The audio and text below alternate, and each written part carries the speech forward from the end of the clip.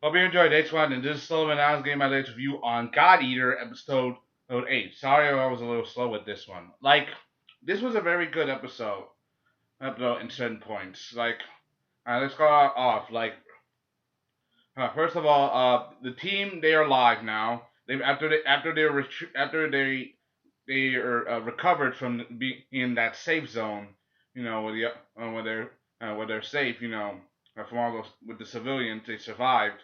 Now comes the hard part of them trying to recover, especially Elisa and Lenka, basically, because those two, are not. After what they went through, it's gonna be very hard for them. I mean, first off, it's good. You get to see Johannes. He's the guy in charge of the Far East branch, and we all know his history. Johannes, basically, he explains and he does a briefing with the major and a man named Dr. Sakaki. Apparently, Dr. Sakaki is the head of help research and development for Oracle cells and Oracle cells in the God Arcs.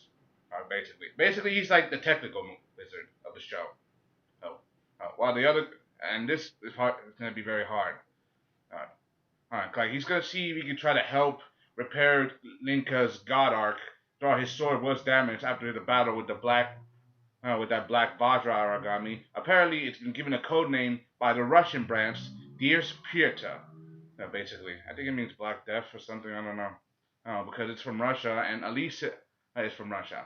And by the way, Alicia still hasn't gotten her composure from encountering Black Fraser. She's still that scared little girl, and she's not taking her pills.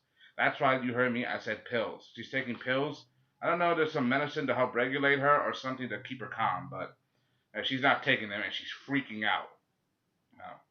Um, um, Lenka, he wants his God Arc to repair because he wants to go back out in the field and fight, and things are.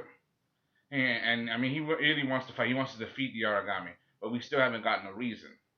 A reason for why he hates Aragami so much. Then you got Limbo. Limbo is going to go off on to do some kind of separate mission, and he's leaving Sakuya, his second in command, in charge of the mission.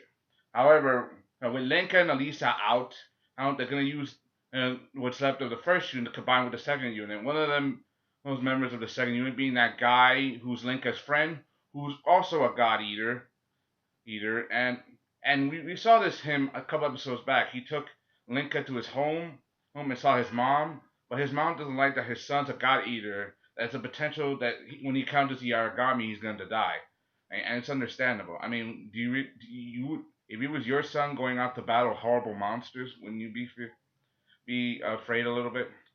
And that's understandable.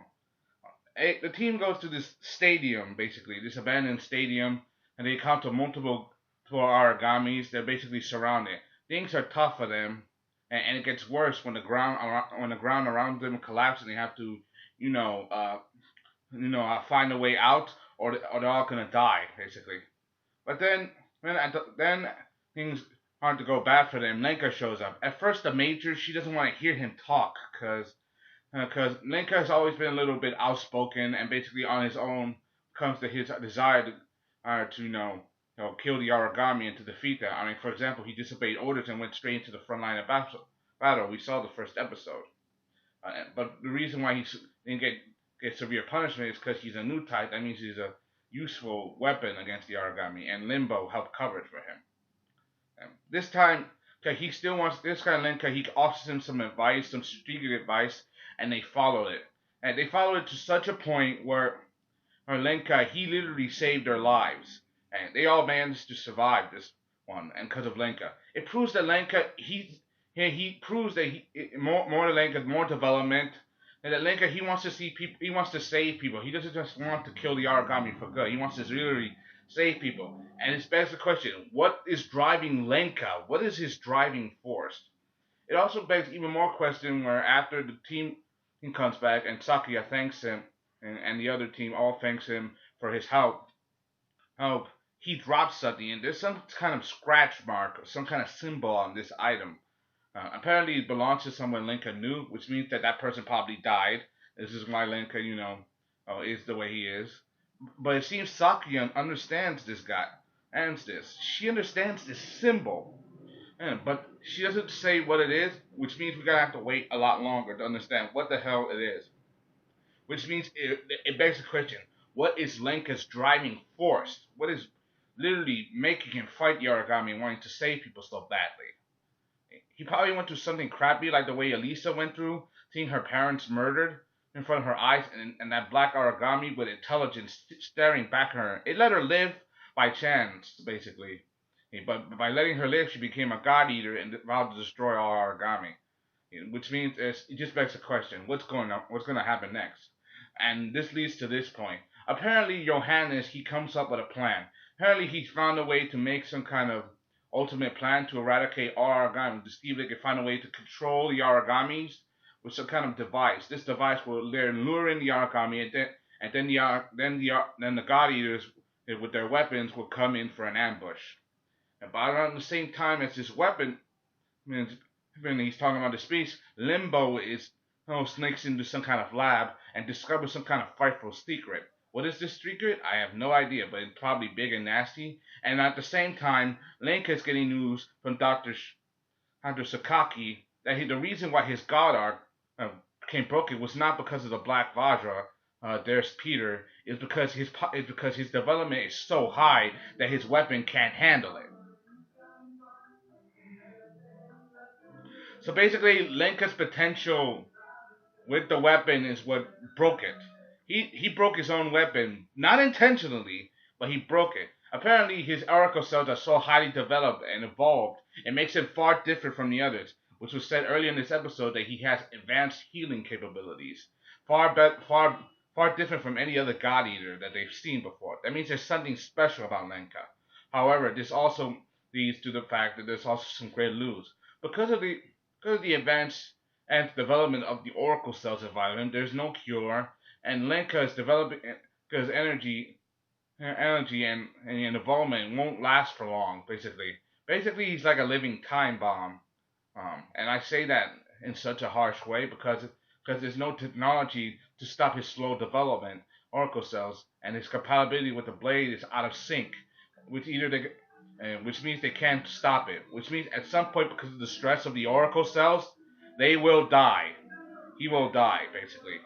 I mean, saying that Lenka's gonna die, is very harsh, and especially saying that he's gonna only has a few years to live, is very bad news. And Lenka, his face, I can see the look on Lenka's face. His face is frozen, not completely in shock, but frozen, like in shock, like he became a god eater to kill the origami. Now knowing that his life, even though he wanted to use it to save people, it's not going to mean much in a very little time because he's going to die in a few years because of what happened. Which begs the question: what is Lenka? What is so special about him?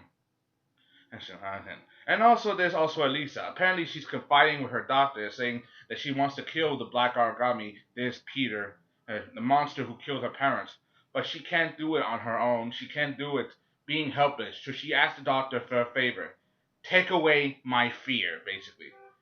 Okay. So basically, Elisa's probably gonna change, or they're gonna do some kind of weird experiment or something. I don't know. For Elisa, Lisa, Lisa is gonna be a big move. Anyway, anyway. It just leads even more to the question. Like we get flashback once again to Johannes and his team. They're drinking. They're arguing about something. Now that they lost connection with the military branch, branches, and things are getting bad, we get to see something. We get to see a major change, an earthquake, and we get to see the rise of the very first origamis. I mean, I like these flashbacks because we get to see more of the story. But it's even though it's in black and white, we get to see some of Johannes' past, knowing that he was around when the first origamis emerged. Basically, he saw these creatures came up from the ground and literally started to tear everything and rip their world apart. And this series is supposed to be based on a video game, basically. Okay, basically a world where monsters rule the world. And this reminds me even more of two other animes. Neon Genesis Evangelions and Blue Gender. I mean, it reminds you a lot of that. If you guys seen those animes, then you guys obviously know what I'm talking about. If you guys don't, then you gotta shut up. But then again, those shows are also a bit messed up in the head, so be careful. Anyway, that's all I gotta say. Hope you enjoyed this. Watching this Sullivan Adams gave my latest review on God Eater episode hold, hold, 8. Hope you enjoyed this one. Then thank you. Lenka's going to die. And I'm sorry for the background music. I have noisy neighbors. and it's annoying. Sorry about that. Wish I could cut it out. Bye.